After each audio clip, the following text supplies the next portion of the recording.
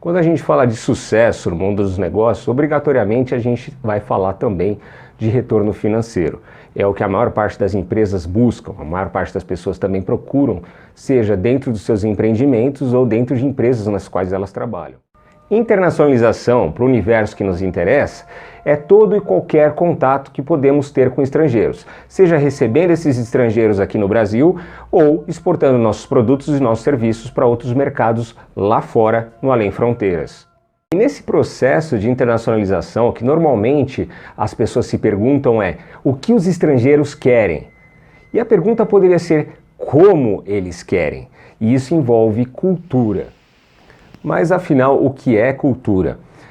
Na antiguidade, a cultura, o conceito de cultura, era muito relacionado à aristocracia, ao erudismo, e com o passar do tempo, as burguesias começaram a controlar o que era cultura, ou seja, quais conhecimentos iriam compor a cultura. Hoje, para o que nos interessa, a cultura pode ser definida como um conjunto de valores, crenças, hábitos, costumes que vão influenciar na decisão de compra ou de consumo daquilo que nós temos para oferecer. A cultura é um substantivo, é um conceito explorado por diversas áreas, né? Ou seja, pela antropologia, pela sociologia, pela psicologia, pela filosofia e assim vai. O que é importante que a gente saiba é que a cultura é adquirida por cada serviço, por cada indivíduo dentro do seu universo, dentro da sua sociedade, né?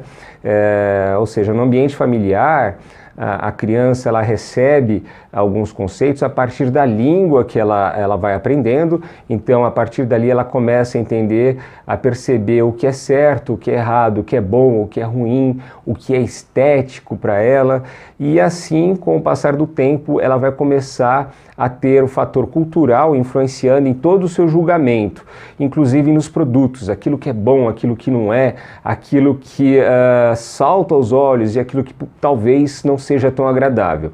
Então, quando a gente está falando de internacionalização, é bastante importante que a gente esteja atento a esses fatores. Essa atenção ela deve ser dada considerando algumas premissas bem básicas da comunicação, que de um lado você tem um emissor, ou seja, qualquer pessoa que queira comunicar alguma coisa, seja através de produtos, seja através de um e-mail, seja através de uma identidade visual da empresa, da forma que um ambiente, um estabelecimento turístico está decorado, um restaurante, um bar, tudo isso é o que vai ser planejado para ser codificado através de mensagem numa comunicação, num processo de comunicação.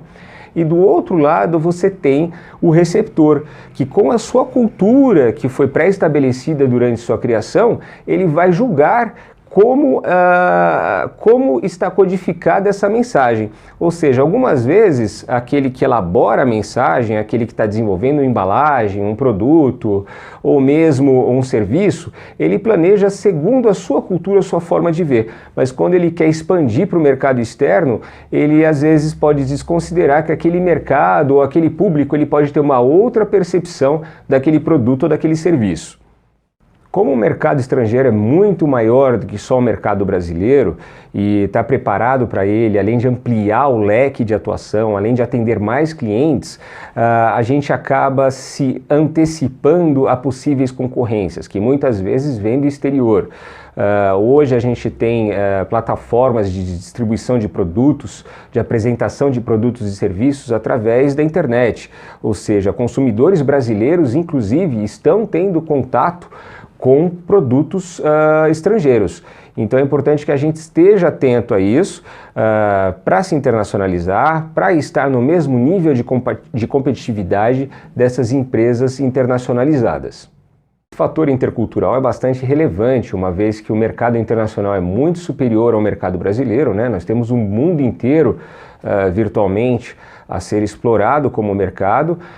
Nós temos visitantes estrangeiros que vêm ao Brasil e podem consumir nossos produtos ou serviços, e existe essa grande chance de melhora de qualidade, uma vez que quando a gente pensa em internacionalização, a gente está comparando os nossos produtos com produtos estrangeiros que porventura podem inclusive ser nossos concorrentes no futuro. Ou seja, se internacionalizar, pensar no fator intercultural também é uma questão de competitividade. Então, depois de 20 anos atuando no mercado, visitando empresas tanto no Brasil quanto no exterior, a gente percebe que tem grandes oportunidades a serem exploradas, oportunidades realmente incríveis, de produtos genuínos brasileiros, de sabores, de propriedades que você só encontra no Brasil e que podem encontrar mercados bastante profícuos lá fora, né? Então, para isso é necessário um trabalho intenso de conscientização, um trabalho de treinamento, de amadurecimento da ideia. E para isso a gente traz o conhecimento científico aliado a técnicas gerenciais que podem ser bastante benéficos para as empresas que queiram expandir seus mercados e terem sucesso através da internacionalização.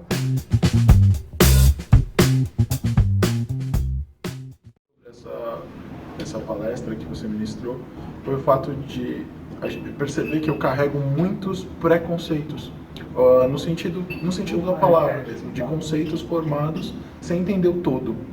Então, ele serviu aquela parte sobre as línguas, foi muito emblemática, porque eu conhecia os caracteres, eu reconhecia de onde eles vieram, e eu achei que isso fosse o suficiente para julgar suas origens, ou fazer julgamentos maiores do que apenas dizer qual é o radical sendo usado ou algo do gênero.